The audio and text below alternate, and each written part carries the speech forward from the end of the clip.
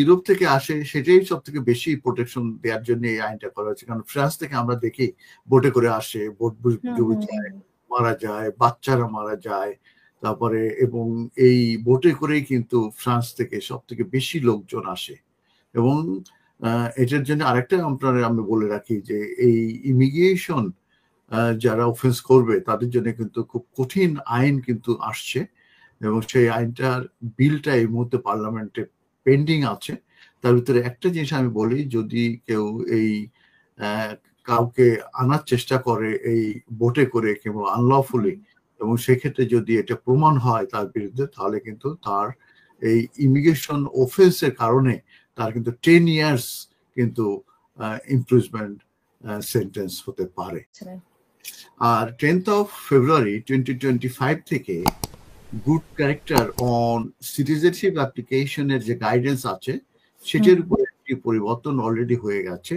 সেই পরিবর্তনটা হচ্ছে যে যদি কোনো ইন্ডিভিজুয়াল যদি আনলফুলি যদি ইউকেতে এন্ট্রি করে থাকে উইদাউট এন্ট্রি ক্লিয়ারেন্স ছাড়া, নাম্বার 1। নাম্বার 2 হচ্ছে কোনো ইন্ডিভিজুয়াল যদি কোনো ডেঞ্জারাস জার্নি করে যদি ইউকেতে প্রবেশ করে, যেরকমের বোটে করে কিংবা অন্য কোনো ডেঞ্জারাস জার্নি করে, তাহলে পরে তারা তাদের যে সিটিজেনশিপ অ্যাপ্লিকেশন সেই অ্যাপ্লিকেশনগুলো নর্মালি এটা রিফিউজ হয়ে যাবে।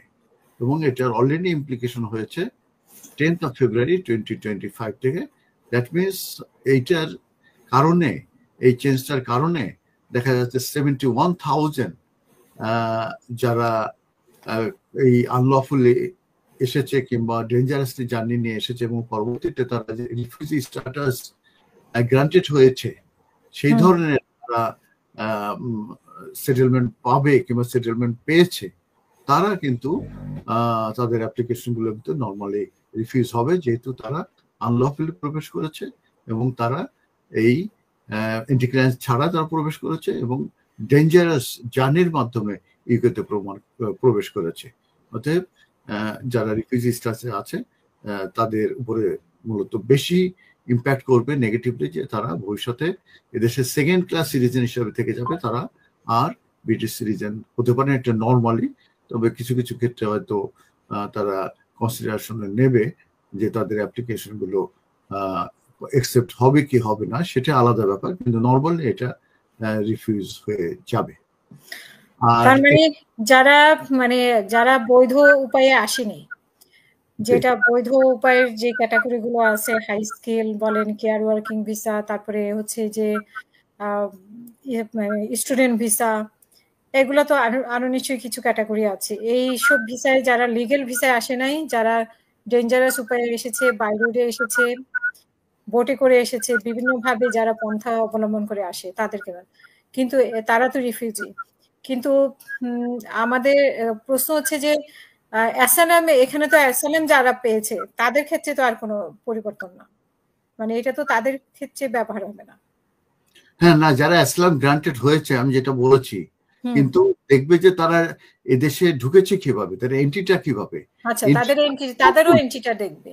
হ্যাঁ, সেই কারণে 71,000 রিফিউজি অলরেডি যারা এসে গেছে তারা সেটেলমেন্ট পায়নি কিংবা ভবিষ্যতে পাবে, কিংবা অনেক হয়তো সেটেলমেন্ট পেয়েছে, কিন্তু তারা চিন্তা করেছে যে পরবর্তীতে আমরা সিটিজেনশিপ নেব, তারা তাদের অ্যাপ্লিকেশন গুলো এখন কিন্তু এই ক্যাটাগরির ভিতরে পড়ে যাবে যে তারা ডেঞ্জারাসলি জার্নি করে এসেছে, অতএব তাদের অ্যাপ্লিকেশন গুলো নরমালি উইল বি রিফিউজ। 71,000 সেই পরিমাণ, এবং তার মধ্যে বাংলাদেশে কিরকম হবে, বাংলাদেশের উপরে কতটুকু ইম্প্যাক্ট করবে, এটা একটা ভেরি ভেরি ইম্পর্টেন্ট। তবে একটা জিনিস আমরা জানি যে বাংলাদেশ থেকে কিন্তু বেশিরভাগই কিন্তু লিগাল এন্ট্রি নিয়ে এসে থাকে, এন্ট্রি ক্লিয়ারেন্স নিয়ে এসে থাকে। যেমন স্টুডেন্ট হিসাবে যারা আসে তারা অবশ্যই এন্ট্রি ক্লিয়ারেন্স নিয়ে আসে, স্কিল ওয়ার্কারে যারা আসে কিংবা স্পাউস ভিসায় আসে কিংবা অন্য কোনো ভিসায় আসে, ভিজিটার ভিসায়, বেশিরভাগ কিন্তু তারা মূলত এই একটা এন্ট্রি ক্লিয়ারেন্স নিয়ে একটা প্রপার একটা ভিসা নিয়ে আসে। তো কেউ যদি একবার ভিসা নিয়ে আসার পরে যদি তারা অবৈধ হয়ে যায়, তারা কিন্তু এই ক্যাটাগরির ভিতরে পড়ছে না। কারণ এখানে বলা হচ্ছে যে তারা ইনিশিয়ালি প্রথম যে এন্ট্রিটা হচ্ছে সেই এন্ট্রিটা তারা কিভাবে করছে, তারা আনলফুলি করছে, তাদের কোনো পাসপোর্ট নাই, তাদেরকে কোনো ব্রোকার নিয়ে আসছে, কোনো রকম বোটে করে নিয়ে আসছে, আনলফুল জার্নি করে নিয়ে আসছে, সেই ধরনের সিচুয়েশন।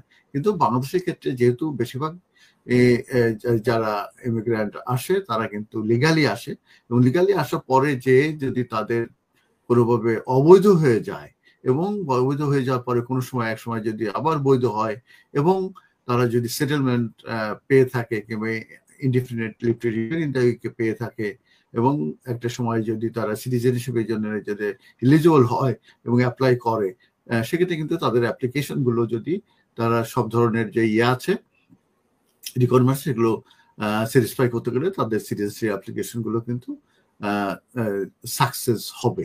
তো এই ক্ষেত্রে বাংলাদেশের ক্ষেত্রে আমি যেটা বলবো, যেহেতু বেশিরভাগ লোকজনই এদেশে লিগালি আসে, তাদের ক্ষেত্রে মূলত এটা অ্যাপ্লিকেবল হবে না, কারণ ইনিশিয়াল যে এন্ট্রি সেটাই হচ্ছে। এখন অনেকে আছে না যে ইউরোপ থেকে এসেছে, ইউরোপ থেকে বাই রোডে ঢুকেছে, বা মানে তাদের এন্ট্রিটাও দেখা হবে, মানে সবার এন্ট্রিটাই দেখা হবে যে কি যদি ইউরোপ থেকে আসে সেটাই সব থেকে বেশি প্রোটেকশন দেওয়ার জন্য এই আইনটা করা হচ্ছে। কারণ ফ্রান্স থেকে আমরা দেখি বোটে করে আসে, বোট ডুবে যায়, মারা যায়, বাচ্চারা মারা যায়, তারপরে এবং এই বোটে করেই কিন্তু ফ্রান্স থেকে সব থেকে বেশি লোকজন আসে। এবং এটার জন্য আরেকটা আপনারা আমি বলে রাখি যে এই ইমিগ্রেশন যারা অফেন্স করবে তাদের জন্য কিন্তু খুব কঠিন আইন কিন্তু আসছে, এবং সেই আইনটার বিলটা এই মুহূর্তে পার্লামেন্টে পেন্ডিং আছে। তার ভিতরে একটা জিনিস আমি বলি, যদি কেউ এই কাউকে আনার চেষ্টা করে এই বোটে করে কিংবা আনলফুলি, এবং সেক্ষেত্রে যদি এটা প্রমাণ হয় তার বিরুদ্ধে, তাহলে কিন্তু তার এই ইমিগ্রেশন অফেন্সের কারণে তার কিন্তু 10 ইয়ার্স কিন্তু ইমপ্রিজমেন্ট সেন্টেন্স হতে পারে।